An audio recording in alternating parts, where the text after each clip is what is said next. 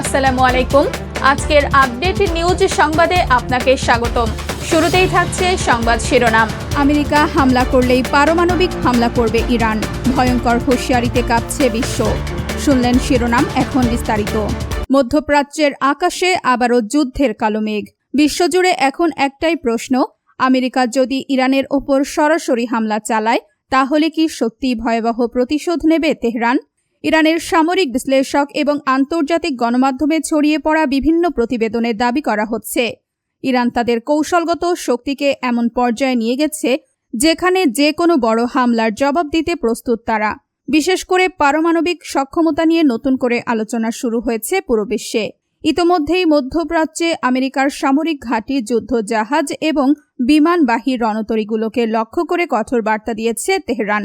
ইরানের শীর্ষ নেতারা বলছেন, যদি আমেরিকা ভুল সিদ্ধান্ত নেয় তাহলে শুধু মধ্যপ্রাচ্য নয়, পুরো বিশ্ব তার ফল ভোগ করবে। বিশেষজ্ঞদের মতে ইরান দীর্ঘদিন ধরেই তাদের ক্ষেপণাস্ত্র প্রযুক্তি এবং প্রতিরক্ষা ব্যবস্থাকে ভয়ঙ্করভাবে শক্তিশালী করেছে। হাইপারসনিক মিসাইল থেকে শুরু করে দূরপাল্লার ড্রোন, সবকিছুই এখন আমেরিকার জন্য বড় মাথা ব্যথা। এদিকে ওয়াশিংটনও বসে নেই, মধ্যপ্রাচ্যে অতিরিক্ত সেনা মোতায়েন, যুদ্ধ বিমান পাঠানো এবং মিত্র দেশগুলোর সাথে সামরিক বৈঠক, সবকিছুই ইঙ্গিত দিচ্ছে বড় কোনো সংঘাতের। তবে সবচেয়ে ভয়ঙ্কর বিষয় হলো, এই সংঘাত যদি সরাসরি যুদ্ধে রূপ নেয় তাহলে সেটি হতে পারে তৃতীয় বিশ্বযুদ্ধের সূচনা। কারণ ইরানের পাশে রয়েছে মধ্যপ্রাচ্যের বেশ কয়েকটি সশস্ত্র গোষ্ঠী, আর আন্তর্জাতিক রাজনীতিতে চীন ও রাশিয়ার অবস্থানও পরিস্থিতিকে আরও জটিল করে তুলছে।